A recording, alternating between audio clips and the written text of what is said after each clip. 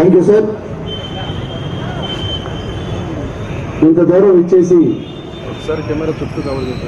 ఈ పట్టణ ప్రజల కోసం అసలు ఆ రోజు ఏం జరిగింది, హామీలు ఏంటి, ప్యాకేజీ ఏంటి, హోదా ఏంటి అనే దాని మీద ఇప్పటి వరకు కూడా మీరు మాట్లాడేంత వరకు, మీరు లెక్కలు చెప్పేంత వరకు ఇదంతా కూడా మధ్యపెట్టబడి ఉంది. జనాలకు అర్థం కావట్లేదు, అయోమయంలో ఉన్నారు.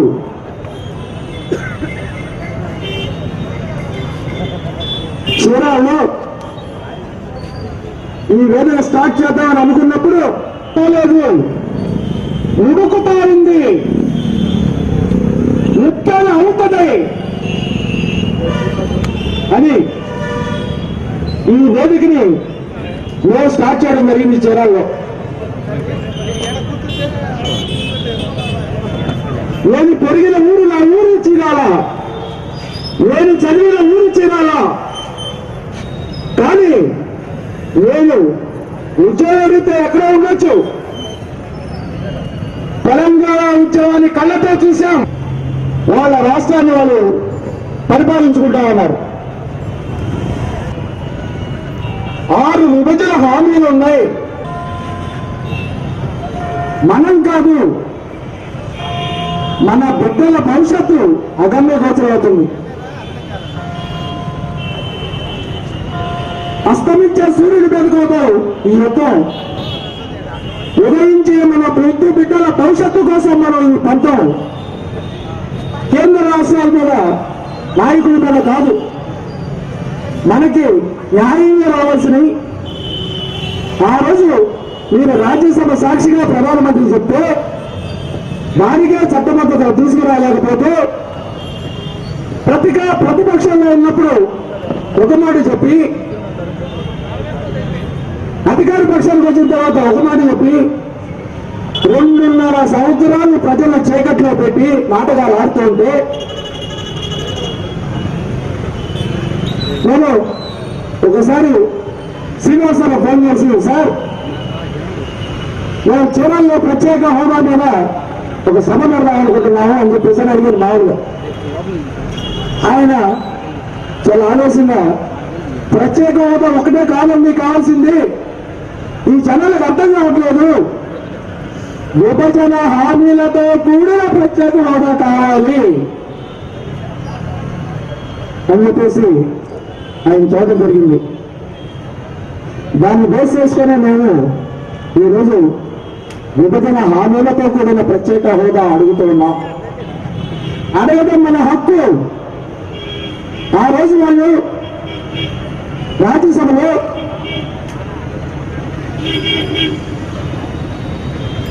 అహంకారపూరితంగా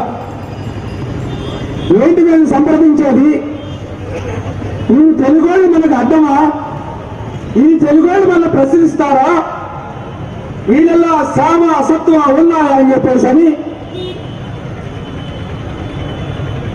కనీసం 3 అన్నదమ్ముడికి ఒక తండ్రి ఆస్తి పంచితే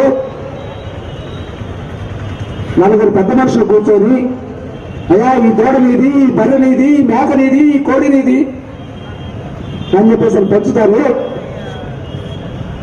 ఒక రాష్ట్రాన్ని చీల్చేటప్పుడు ఆస్తులేంటి, అప్పులేంటి, జనాభా ఎంత, తెలంగాణ రాష్ట్రం ఎంత, ఆంధ్ర రాష్ట్రం ఎంత, తెలంగాణ జనాభా ఎంత, ఆంధ్ర జనాభా ఎంత అని ఒక్క మేన ఆలోచించాడా? ఆలోచించిన వాళ్ళకి మనం అండగా నిలబడ్డామా?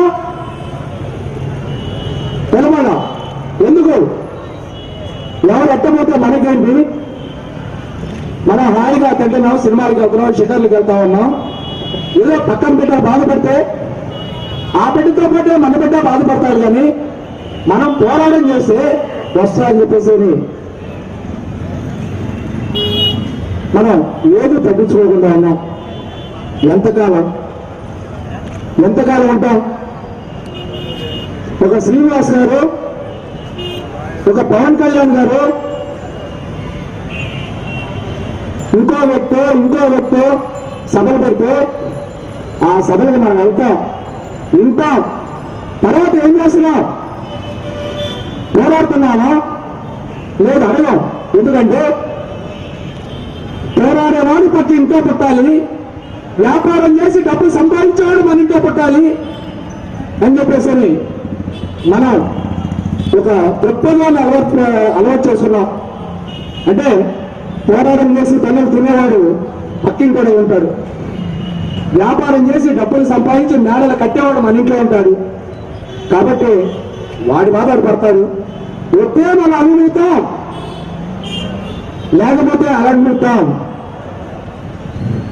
ఎంతకాలం 2.5 సంవత్సరాలు గడిచిపోయినాయి, చీకట్లో పెట్టారు. ఇంకా రావాలి, వెలుగులోకి రావాలి అంటే ఏం చేయాలి? మేధావులు ఉన్నారు, వాళ్ళు రాష్ట్రం అభివృద్ధి పనులు నడవడానికి దిశానిర్దేశం చేస్తా ఉన్నారు. వాళ్ళు అడుగులో మనం అడిగేయాలి.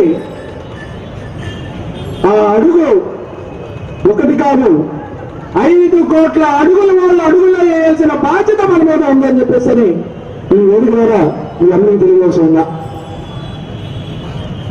ఎంతకాలం మోసపోతాం, ఎంతకాలం బాధలు దిగమింగుకుంటాం? ఉద్యోగాలు లేక బిడ్డలు ఆత్మహత్యలు చేసుకుంటూ ఉంటే కోట్లు పెట్టి చదివించుకొని ఉద్ధరిస్తారనుకున్న బిడ్డ ఉద్యోగం లేక అవమాన భారంతో ఆత్మహత్య చేసుకుంటే ఆ తల్లిదండ్రులకు ఓదారుస్తాం. ఎంతమందిని ఇట్లా మనం ఓదార్చుతాం, ఎంతమందిని ఇట్లా మనం పోగొట్టుకుంటాం. అందుకే చదువుకున్న ప్రతి ఒక్కళ్ళు, చదువుకున్న ప్రతి ఒక్కళ్ళు ఈ 5 కోట్ల ఆంధ్రులను నిద్ర లేపాల్సిన సమయం ఆసన్నమైంది. అందుకే మేము ఈ వేదికను చేరాలో స్టార్ట్ చేశాం. ఇది రాజకీయాలకు, రాజకీయ నాయకులకు అతీతంగా పోరాడుతుంది. మేధావులారా మీరంతా కలిసి రండి. మేము వాళ్ళని నమ్ముకొని మీ వేదిక స్టార్ట్ చేశాం. మా నమ్మకాన్ని మీరు బలపరచండి అని చెప్పేసి మీ అందరినీ వేడుకుంటా ఉన్నాం. ఇది ఒక శ్రీనివాస్ గారి వేదన కాదు, ఇది ఒక పవన్ కళ్యాణ్ గారి వేదన కాదు, ఇది 5 కోట్ల ఆంధ్రుల ఆవేదన. ఈ రోజు జరిగే వేదిక సంగ్రామం ఆంధ్ర రాష్ట్రం అంతా రగలాలి. చెమ్ముడు నీళ్లు ఇంత మట్టి ఇచ్చిన మోడీ ప్రభుత్వానికి సమాధి కట్టాలి అని చెప్పేసి నేను ఈ వేదిక ద్వారా మీకు విజ్ఞప్తి చేస్తున్నా. కట్టలేమా? కట్టగలం. ఎట్లా? అహింసా పద్ధతి, గాంధీజీ చెప్పిన అహింసా పద్ధతి. ఏ పశువు తగబెట్ట అవసరం, ఎవరు ఆత్మార్పణ చేసుకోవాల్సిన అవసరం లేదు. 5 కోట్ల అడుగులు పడితే, నినాదాలు చేస్తే ఢిల్లీ కదిలొస్తుంది మీ మెచ్చకి. మీరు అడుగుతున్నది ఇస్తుంది, కొన్నైనా ఇస్తుంది, అన్నీ ఇవ్వకపోవచ్చు. ఎంతకాలం అడగకుండా ఉంటాం? 40 డిగ్రీల వేసవిలో శ్రీనివాస్ గారి ఎంపీలు నిరాదీక్ష చేస్తే ఇప్పుడు సార్ మాట్లాడుతున్నారు, మధ్యలో మైక్ పోయిందని చెప్పేసి వాటర్ తీసుకొచ్చి ఇవ్వబోయారు. ఆయన 40 డిగ్రీల సెంటిగ్రేడ్ ఉన్న దాంట్లో పోరాడేటప్పుడే నీళ్లు తాగల. ఇట్లాంటి సమయంలో ఆయన నీళ్లు తాగుతారా? తాగరు. ఆయన వేదనంతా కూడా బిడ్డల భవిష్యత్తు పాడైపోతా ఉంది, అగమ్య గోచరంగా ఉంది. జనం దీన్ని అర్థం చేసుకునే పరిస్థితి లేదు. వాళ్ళకి అర్థం కాలేదు, అయోమయంలో పెట్టారు. వాళ్ళని మనం బయటకు తీసుకురావాలి అని చెప్పేసి ప్రయత్నం చేస్తా ఉన్నారు. సోదరులారా, 2.5 సంవత్సరాలు గడిచిపోయాయి అయోమయంతో. ఇంకో 2.5 సంవత్సరాలు ఉన్నాయి. ఈ మధ్య ఏదో కొద్దిగా చేస్తారు, దాని తర్వాత అయ్యా మేము ఇది మీకు చేశాం, ఇంకో 2.5 సంవత్సరాలు అధికారం మాకు ఇవ్వండి, మేము వచ్చే 5 సంవత్సరాల్లో అభివృద్ధి చేసి చూపిస్తామని చెప్తారు. ఏమీ జరగదు. ఎవరిని నమ్మద్దు. మన పోరాటం మనం చేద్దాం, మన హక్కులు మనం సాధించుకుందాం. అదే విభజన హామీలతో కూడిన ప్రత్యేక హోదా మన హక్కు, మనం నిలదించి అడుగుదాం అని చెప్పేసి ఈ సభాముఖంగా శ్రీనివాస్ గారు మాట్లాడుతూ ఉంటే కళ్ళమ్మ నీళ్ళు వస్తూ ఉన్నాయి. అయ్యా, ఎందుకు మీకు ఇంత వేదన? ఇంతమంది ఉన్నారు, మీకు మాత్రమే ఎందుకు ఇంత వేదన అని మనం ఆయన అడగచ్చు. ఆయన కూడా ఏదలాగే నాకెందుకు అనుకుంటే ఏమవుతుంది మన భవిష్యత్తు, మన బిడ్డల భవిష్యత్తు. కాబట్టి మీరు ప్రశాంతంగా ఆలోచించండి. చీరాలలో ఈ వేదిక ఇచ్చే పిలుపు రాజకీయాలకు, రాజకీయ నాయకులకు సంబంధం లేకుండా మేధావులతో కలిసి అడుగుస్తుందని చెప్పేసి ఈ సభాముఖంగా మేము తెలియజేస్తా ఉన్నాం.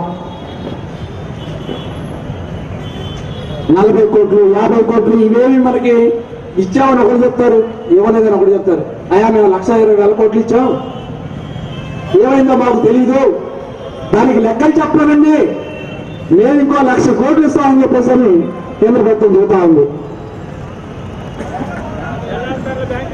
శ్వేతపత్రాన్ని రిలీజ్ చేయమని చెప్పేసి జనం అడుగుతూ ఉన్నారు, మేధావులు అడుగుతూ ఉన్నారు. మీరు ఎంత ఖర్చు పెట్టారో చెప్పండి, కేంద్రం ఇస్తానంటుంది అని చెప్పేసి అంటే శ్వేతపత్రం రిలీజ్ చేయలేని పరిస్థితుల్లో రాష్ట్ర ప్రభుత్వం ఉంది.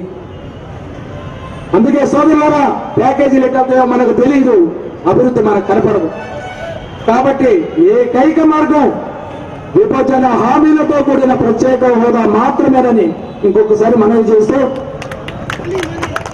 ఇట్లాంటి సభలు సమావేశాలు జరిగినప్పుడు మీరు, మీ బిడ్డలు అందరూ కూడా కలిసి పాల్గొనే సంస్కృతి రావాలి. దానికోసం మేము పాటుపడతాం, ప్రయత్నం చేస్తాం. మీరందరూ కలిసి వస్తారని చెప్పేసి ఆశిస్తూ ఈ సభ ఈ రోజు ఇట్లా జరుపుకోవడానికి తోడ్పడినటువంటి మిత్రులందరూ కూడా ఒక్కసారి సభ నుంచి, ముఖ్యంగా పత్రికా ప్రతినిధులు, నేను 2 రోజుల క్రితం ప్రెస్ మీట్ పెట్టి పోస్టర్ రిలీజ్ చేసేటప్పుడు నాకు ఒక భయం ఉండింది. మనం ప్రెస్ మీట్ పెడుతున్నాం, ఎంతమంది వస్తారో తెలియదు, ఎంతమందిలో ఆకాంక్ష ఉందో తెలియదు అని చెప్పేసి నేను అందరినీ ఆహ్వానం పంపినప్పుడు ఎలక్ట్రానిక్ మీడియా కానీ, ప్రింట్ మీడియా కానీ, ఉన్న ఛానల్స్ అన్ని, పత్రికలన్నీ అందరూ చాలా హ్యాపీగా వచ్చి ఆ రోజు కవర్ చేయడం జరిగింది. 21 మంది వచ్చి, సార్ మేము ఉన్నాం, మేము మీకు సపోర్ట్ చేస్తాం, ఇది న్యాయమైన కోరిక, మా అందరికీ కావాలి, మనందరం కలిసి పోరాటం చేస్తాం, మీరు చేసే పోరాటంలో మా ప్రతినిధిగా మీరు ఒకరు తీసుకోండి అని చెప్పేసి పత్రికా ప్రతినిధులు వచ్చి కలిసినప్పుడు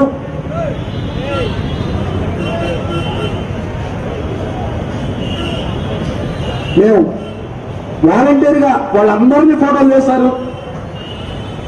మేము ఈ వేదిక సభ్యులు ఎవరైతే ఆ రోజు ఉన్నామో ఆ రోజంతా వాళ్ళతో కలిసి మేము ఫోటో తీసుకున్నాం. ఎందుకో తెలుసా,